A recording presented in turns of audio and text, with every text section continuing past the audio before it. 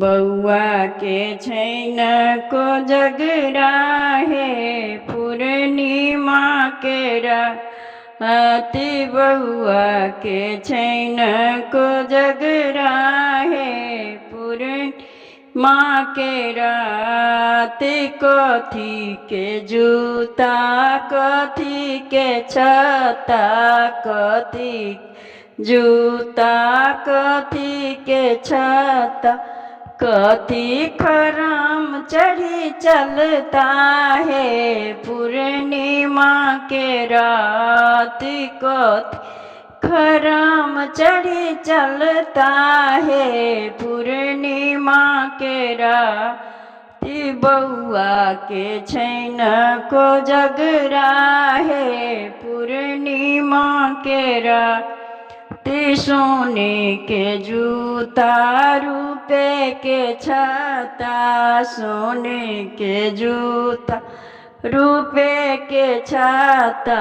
झुनकी खरान चढ़ी चलता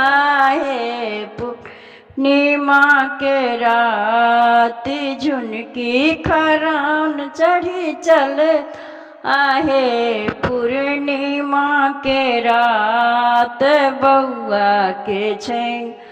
को जगराहे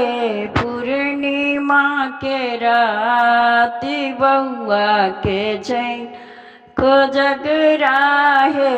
पूर्णिमा के रात कथी के था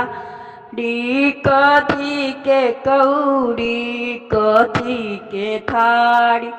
कथी के कौड़ी किनका संग खेलता पचीसी है पूर्णिमा के रात किनका संग खेलता पचीसी है पूर्णिमा के रात बउआ के छैन को जग है पूर्णिमा के रात सोना के थाड़ी रुपए के कौड़ी सोना के थाड़ी रुपए के चांदी के कौड़ी फौजी संग खेलता पचीसी है पूर्णिमा के रात फौजी संगे पचीसी है पूर्णिमा के रात बउआ के छैन को जगराहे